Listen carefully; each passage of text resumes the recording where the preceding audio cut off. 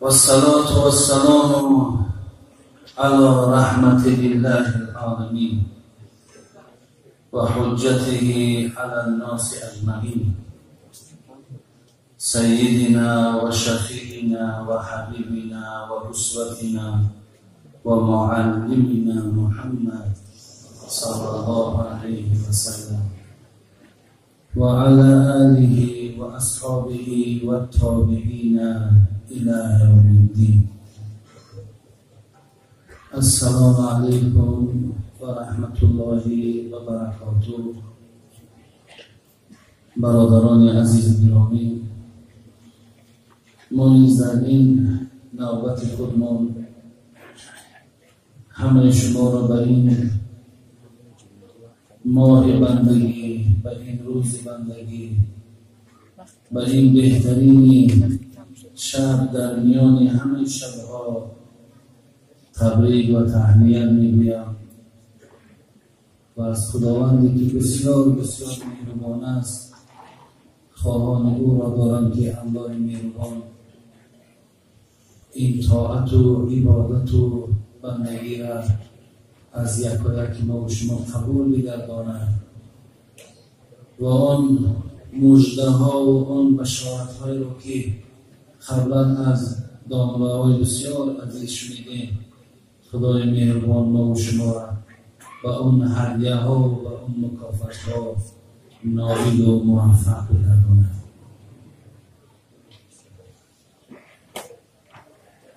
در جوانی طاعتی چندان نکردم، وای وای، طاعتی شایسته رحمان نکردم، وای وای. در جوانی طاعتی شایسته مشکل می نمود، مشکلی خود را چرا آسان نکردم، وای وای. با پدر نااهل بودم، از غرور و جاهلی با برادر شفقت و احسان نکردم، وای وای. امر و نهی حق تعالی را نآوردم به جای، خواندم و دانستم و فرمان نبردم، وای وای. راهزن ایمان مرا از راه حق گمراه کرد، پشت بر قول بد شیطان نکردم، وای وای. عمر خود را صرف کردم در پی این نفس شوم، عمر را برباد دادم بی مناسب، وای وای. از برای توشه فردا نکاشتم دانه، یک گل از باغی عمل خندان نکردم، وای وای. اینما اموالکم اولادکم را خواندم، یک نظر بر آیت قرآن نکردم، وای وای. در پی نیکان نرفتم چون سگ اصحاب کهف، در پی نیکان نرفتم چون سگ اصحاب کهف. چند روز خدمتی مردان نکردم، وای وای. نه طواف کعبه و نه خدمت صاحب دلان، یاد حشر و تابعی میزان نکردم، وای وای. از قیام و از قعود و از رکوع و از سجود یک عمل مستوجبی ارکان نکردم، وای وای. یا الها از کرم جرمی عزیزی را ببخش، زان که یک توبه برای آن نکردم، وای وای. عزیزی سمرقندی که عزیزای خدا نسبت به عصرهای مستمتیم، یعنی تصنیفات این عزیزی خدا برادران عزیز 200 سال پیش بود، به سوی ما و تو بود این اشارت، رسیدن آن عزیزان خود به مقصد. این وای وای که این عزیزای خدا گفتن میگن این برای حال خودشان نیست برادران عزیز، رسیدن آن عزیزان خود به مقصد. این اشاره به سوی ما و شما بود. برادران عزیز و گرامی، حقیقتاً وقت خیلی نزدیک است، ولی من به طریق یک سؤال برای شما یک صحبتی دارم. اگر برادران عزیز و گرامی از همه شما سؤال کنم،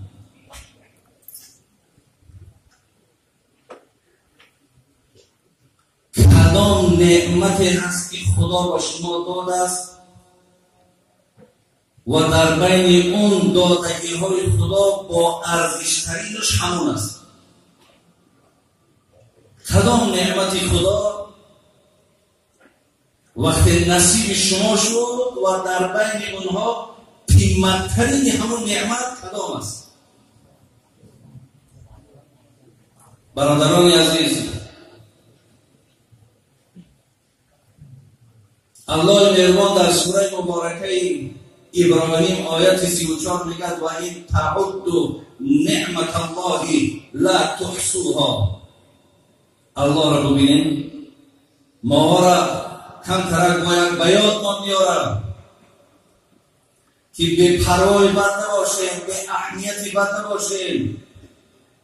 خداوند میگه آنقدر نعمت برای تو دادم که با سوادترین همین مردم تاجیکستان اگر بیاریم نعمتهای خداوند حساب کردن میتونم. کجا از نعمت بیرون، حتی همین نعمتهایی را که در خود بدنهای ما و شما هست، همین را حساب کردن نمیتونیم.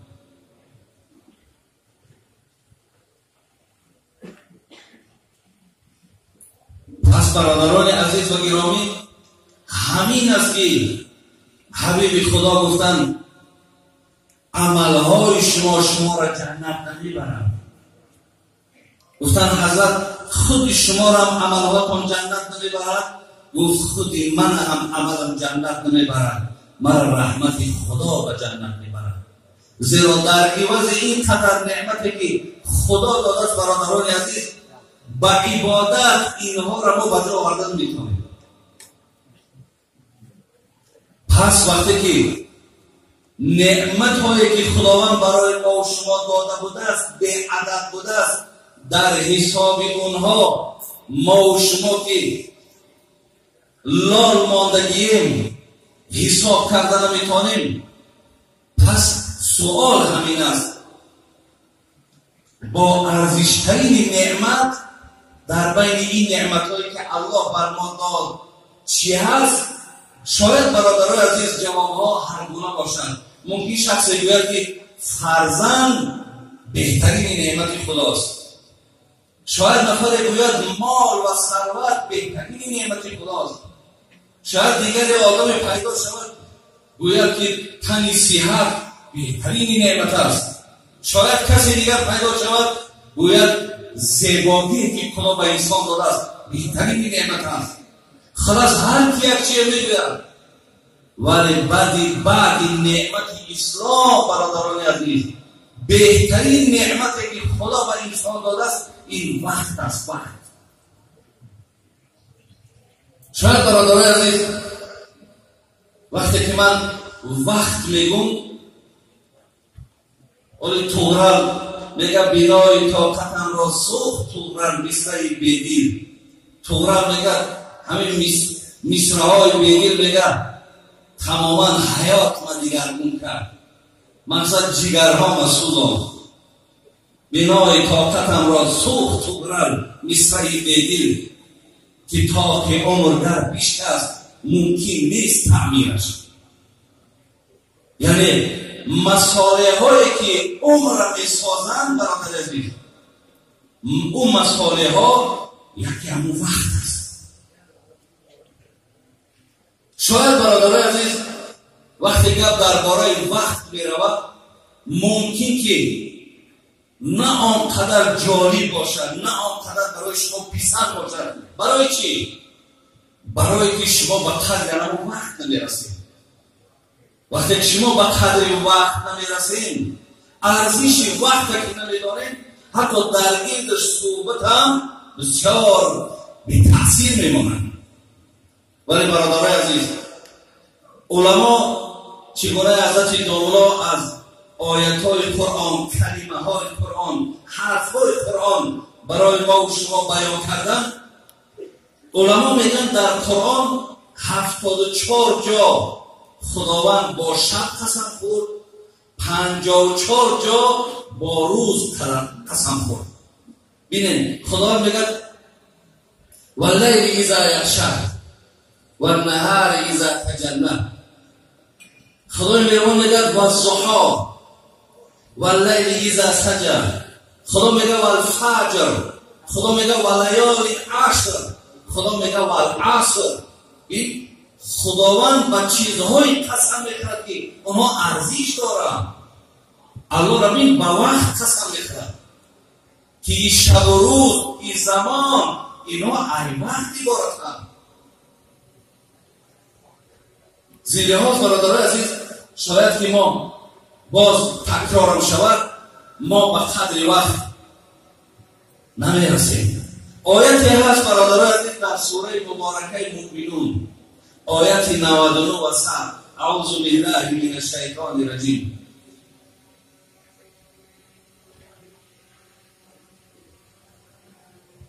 اذا جاء احدهم الموت قال رب ارجعوني لعلی اعمل صالحا فيما تركت كلا انها كلمة هو قائلها ومن ورائهم برزخ الى یوم یبعثون. صدق الله العظیم. برادران عزیز، وقتی خدای مهربان جان ما را میگیرد است، معنای آیت همینه. وقتی که دیگر ما به جان میشویم، وقتی که الله دوباره جان در ما بر میگرداند، ما از خدای مهربان چی خواهش داریم؟ میگیم خدای مهربان رب ارجعونی، ما را یک بار دیگه به دنیا بر نمیگردانی. برادر عزیز، این دنیا چی دارد که ما برای این از خدای مهربان بازگشت این بار داریم؟ ولی در یک حدیث خواندم که بغیر شهید هر کسی را که میگفتن که دویم بار میخوان که دنیا برای، میگفتن نمیخواهم. میگفتن برای چی نمیخواهی؟ میگفتن اگر 100 سال که معیشت کنیم، سکرات مرگ دهان ما را تفت کردگیه. یعنی آن مشکلاتی را که ما در حالت مرگ کشیدگیم، هیچ وقت بازگشت به سوی دنیا دیگر نمیخواهیم. ولی حضرت مولوی خدا رحمت کند جنونی را میگه همه لذات این فانی به می خوردن نمی ارزد. می برادرای از این می که امروز مردم دیوانه کرده یا درآمد پولش برای مثال بعضی بسیار فایده‌ناک است، مراد از این می این نماز است، مراد از این می این محفل‌های خیر است. همه لذات این فانی به می خوردن نمی ارزد. نباشد نشأه وصلش به یک سوزن نمی ارزد. به جان پیوند نمرود است، راحتگاه فرعون است، به نزد عاشقی صادق به یک ارزن نمی ارزد. حضرت علی چی میگه؟ که من زیر رنج دنیا میکشم از بحر دیدارش، وگرنه این به یک دم بزم جان کندن نمی‌ارزد. همه این محنتی من برادران میگم به خاطر این است که با دیدار الله برسون، و الا همه دنیا رو به تمام لذتش جمع کرد به یک بزم جان کندن نمی‌ارزد. این ارزش هم یک جان کندن ندارد. پس برادران عزیز، از خداوند برای چی بنده طلب میکرده؟ اینجا میگه لعلی اعمل صالحا فیما ترکت. خدایا من در دنیا در وقت بسیار به اهمیتی کردم، در وقت تماما اهمیت ندادم. میخوام که همون به اهمیتی را که در دنیا کردم، وقتای بیهوده را که گذرانیدم، میخوام جبران او را با عمل صالح بگردم. میخوام که عملهای صالح کنم، میخوام پایبند زیادتر حسنات شوم تا در پیش تو آمده و از اهل خجالت نباشم. این خیلی آیت ها برادران در قرآن خیلی زیاد است. و انفقوا مما رزقناکم من قبل ان یأتی احدكم الموت فيقول ربي لولا اخرتني الى اجل قريب فاصدق واكون من الصالحين ولا يؤخر الله نفسا اذا جاء اجلها والله خبير بما تعملون. از سوره مبارکه منافقون. این جنام مردک زارا میکرده خدا یک تکاملش در دنیا که مانده است، وقتی پیش خدا که میرفته زارا میکرده است، میدید است که دیگر از این موسیقی و از این مقصد دست بیچاره رو نگرفتم، زارا میکرد خدای بگردانم باز پس برم تا که همون مال من در راه خدا صرف کنم، بگردان تا برم عمل صالح کنم. همه این آیت ها برادر عزیز دلالت و بزرگی وقت میکنه، دلالت و بزرگی وقت. اینجا برادرای ما درباره آیت های قرآن گفتن. من دیروز برادر عزیز اکا پیش خودم بود، همه تلفن سکوندمیر داره کو ثانیه را حساب میکنه، 1 2 3 4 5. با خدای مهربان قسم که من تکنیکم همون سکوندمیرش اگه چه دیدم گفتم که در 1 مینوت من چند بار این سوره فاتحه را خوانده میکنم، همون ذکر کردم. الحمدلله رب العالمین الرحمن الرحیم مالک یوم الدین ایاک نعبد و ایاک نستعین. خب آمدم ولا ظالمین باز خوندم. در 1 دقیقه برادر عزیز 5 بار سوره فاتحه خوندم. علما میگن در 1 سوره فاتحه را خواندن 600 ثواب. تصور کنید در 1 دقیقه 5 بار 3000 ثواب در 1 دقیقه. این چقدر ما اهمیت نمیدیم. 1 دقیقه در آدم میتونه 3000 ثواب سایه شود.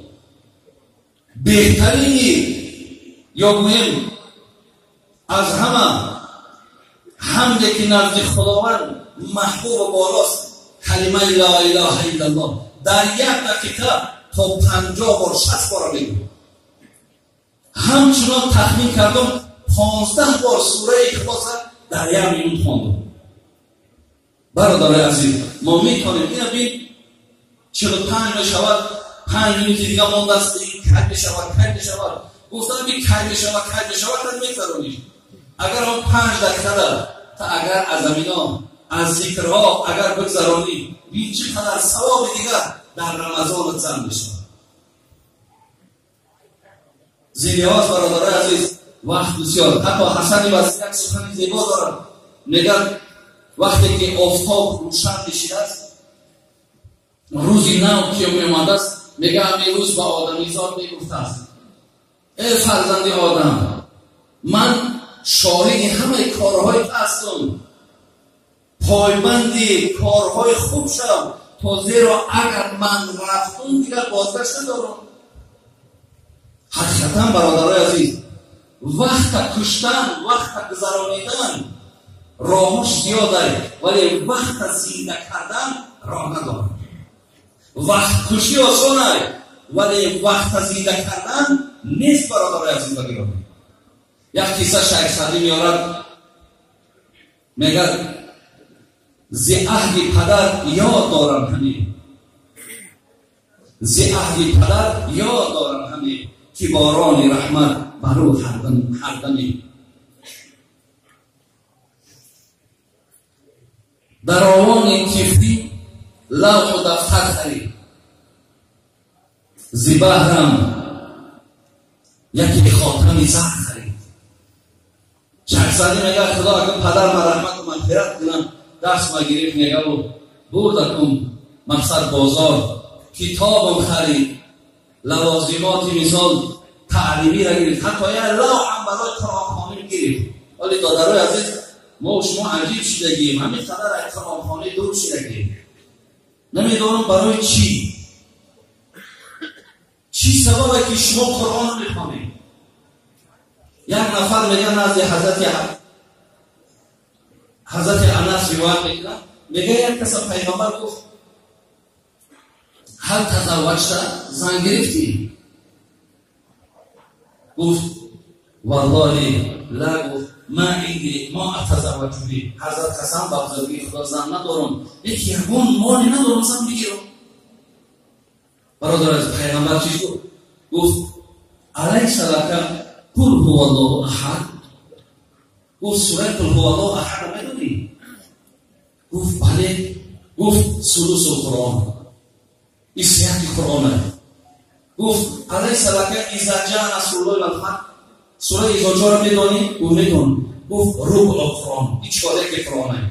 همچنان گفت سوره کافرون میدونی؟ گفت میدونم. گفت ربع قرآنه، چهارک قرآنه. گفت سوره اذا زلزلت میدونی؟ گفت میدونم.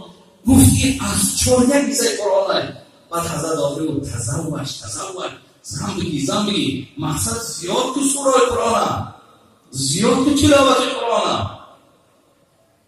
یعنی از مال ارزند در گفت تلاوت قرآن مهمتره.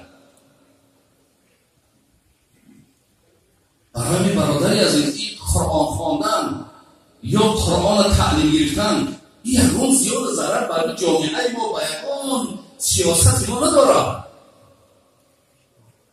های قرآن خواندی در حق جان دعا میکنی، برکت قرآن هستی. الحمدلله این ملک همین تنگی شوی، آواری شوی، اخلاق خوب شوی، همه ایران از توفیق قرآن هم هست برادر.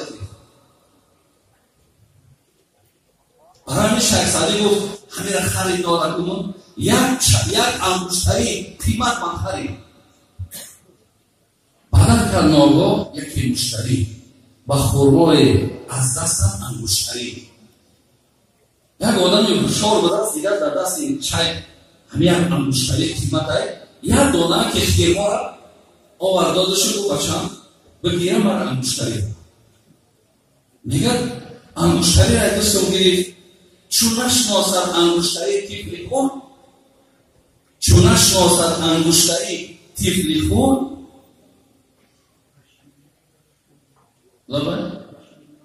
با شیرینی از وای تواننده بود. و شیخ سعدی گفت وقتی که من که کودک مقصد طفل چی میداره انگشتری چیه، چی مقدار ارزش داره، برای یک دانه شیرینی انگشتری را مرده گریب برد. لیکن مقصد حضرت چیه؟